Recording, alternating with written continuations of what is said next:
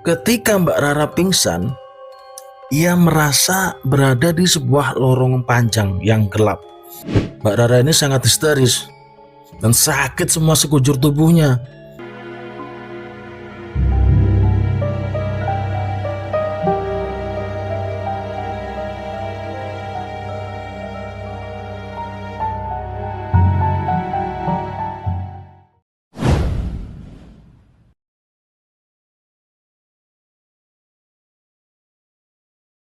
Pada suatu malam, ia mengalami mimpi yang gimana mimpi itu terasa begitu nyata dan menyeramkan dalam mimpinya. Mbak Rara melihat sosok makhluk aneh yang belum pernah ia lihat sebelumnya. Sosok tersebut merupakan perpaduan antara hewan dan manusia. Dari leher ke atas wujudnya menyerupai seekor elang, sementara bagian tubuh bawahnya menyerupai manusia biasa. Makhluk itu kemudian berusaha mendobrak masuk kamar kos Mbak Rara dengan paksa. Setelah berhasil masuk, sosok tersebut langsung menyerang Mbak Rara, menghantam bagian dada dan kepalanya tanpa ampun. Mbak Rara hanya bisa merasakan kesakitan yang begitu nyata, seolah kejadian itu benar-benar terjadi. Tak lama kemudian, entah bagaimana ceritanya, Mbak Rara tiba-tiba dibawa oleh 4 orang manusia menggunakan jubah hitam. Ini masih cerita dalam mimpi ya. Mereka mengangkat tubuh Mbak Rara yang lemah, lalu membawanya ke sebuah tempat yang gelap dan sunyi. Sesampainya di tepi pantai, Mbak Rara itu dilempar begitu saja ke pasir. Keempat sosok berjubah hitam itu kemudian tertawa keras, seolah menikmati penderitaan Mbak Rara yang sedang kesakitan di hadapan mereka. Dan tiba-tiba Mbak Rara ini sadar dari mimpi buruknya itu. Dan saat terbangun, Mbak Rara ini teleponlah sama si Ilham dan bilang bahwa saya semalam mimpi buruk. Dan di situ Mbak Rara menceritakan semuanya. Dan setelah itu biasa aktivitas Mbak Rara bekerja di pagi hari. Dan ketika pulang kerja, sore harinya, Mbak Rara dan Ilham memutuskan untuk pergi ke tempat si peruqyah itu untuk yang kedua kalinya. Singkat cerita, Mbak Rara dan Ilham ini sampailah di tempat si peruqyah itu.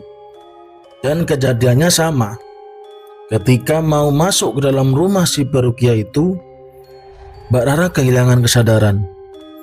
Bedanya, kalau yang pertama Mbak Rara ini kerasukan sama makhluk yang dikirim.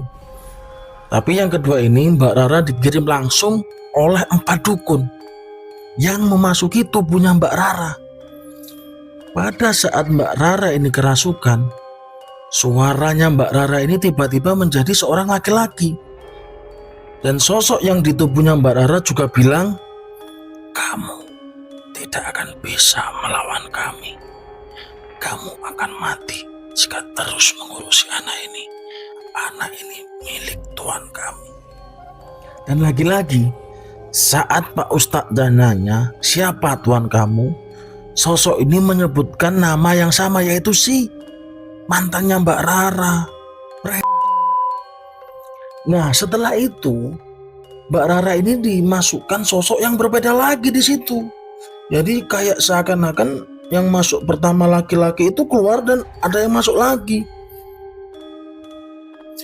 Sosok ini juga bilang sama, "Kamu tidak akan bisa melawan kami. Kamu akan mati jika terus mengurusi anak ini. Anak ini milik Tuhan kami." Dan lagi-lagi ketika Pak Ustadznya tanya, "Siapa Tuhan kamu?" dia menjawabnya yaitu sama. Saat proses ruqyah mau dimulai, sosok yang ada di tubuhnya Mbak Rara ini memberontak. Saat dipegangin beberapa orang, sosok yang ada di tubuhnya Mbak Rara ini terus melakukan perlawanan. Dan saat melakukan proses ruqyah itu, sosok-sosok yang ada di tubuhnya Mbak Rara ini juga mengancam si Ilham. "Kamu bocah ingusan, jangan ikut campur kalau kamu gak ingin mati." Sampai akhirnya masih di tempat si perukia itu, Mbak Rara ini kerasukan sosok yang berbeda lagi. Jadi terus bergantian gitu, saat dikeluarkan masuk lagi, saat dikeluarkan masuk lagi. Sosok yang merasuk ke dalam tubuhnya Mbak Rara ini adalah sosok penari. Dan Mbak Rara ini mulai menari-nari dan bilang bahwasanya si perukia itu tidak bakalan mampu melawan kami. Karena tubuh ini sudah dikerjakan dengan 4 penjuru, air, tanah, udara, dan gunung.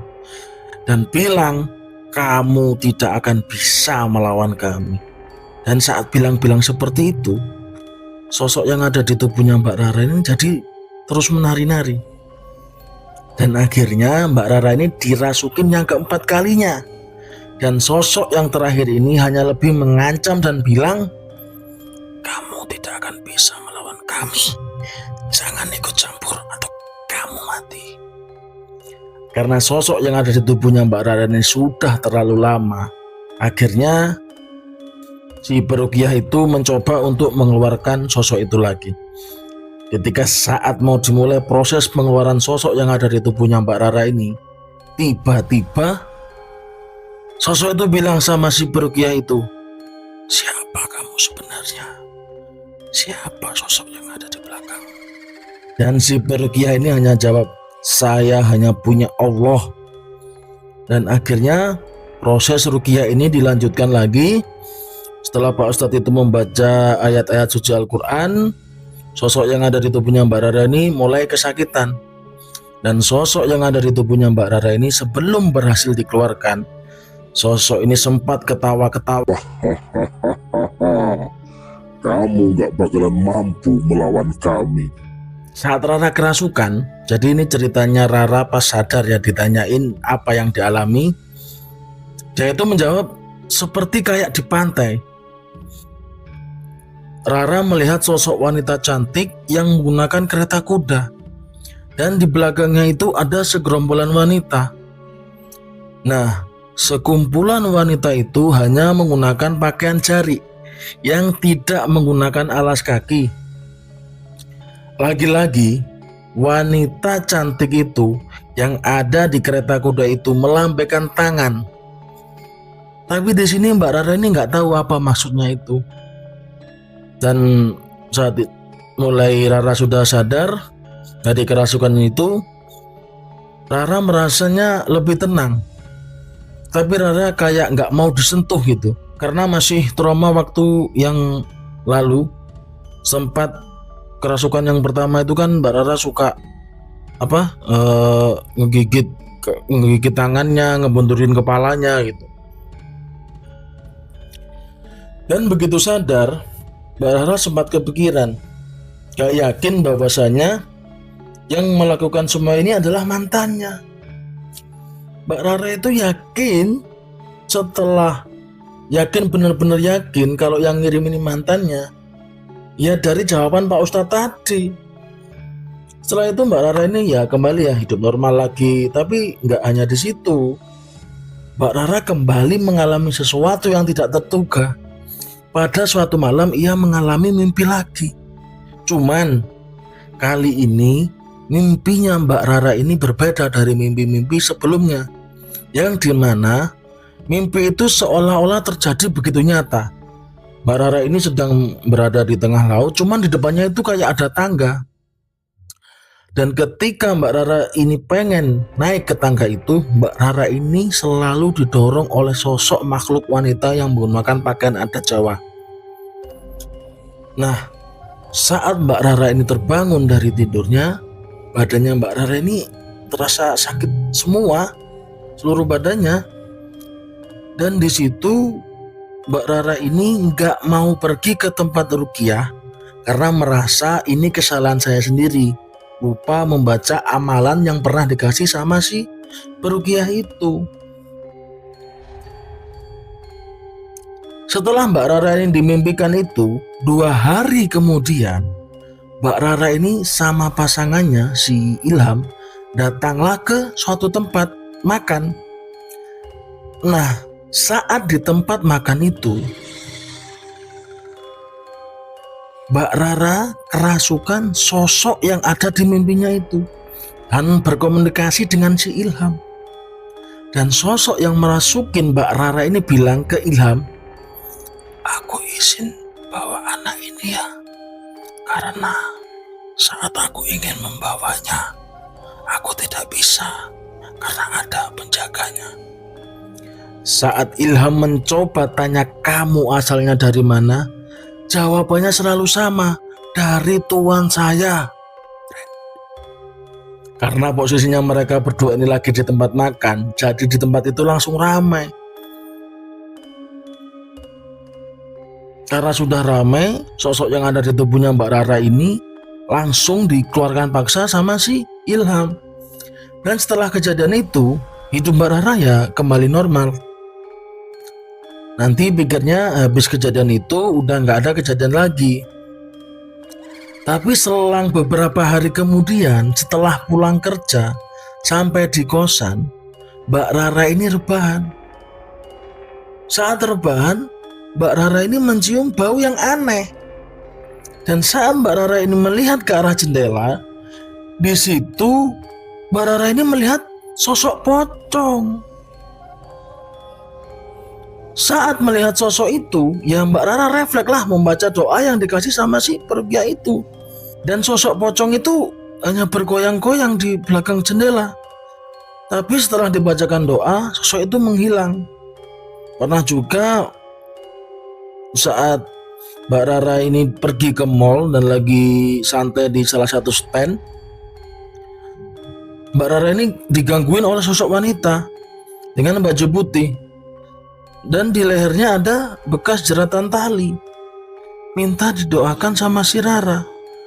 Karena sosok wanita yang berbaju putih itu bercerita, sebelum di sini ada mall, di sini dulunya itu pohon besar. Dan saya mati digantung karena habis diperkaos sama beberapa orang. Semenjak kejadian Mbak Rara yang sering kerasukan, Mbak Rara ini lebih sensitif terhadap hal-hal gaib.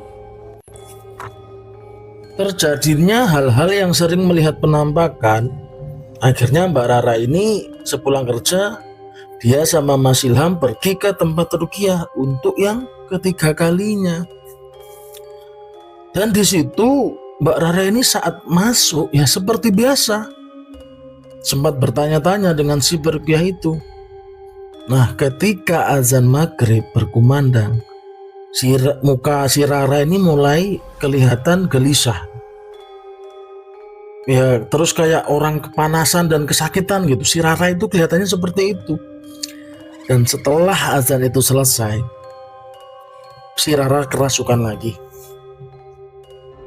Saat kerasukan, sosok yang ada di tubuhnya Mbak Rara langsung ngomong, "Percuma saya bersandiwara, percuma saya bersembunyi, kalau akhirnya saya ketahuan juga."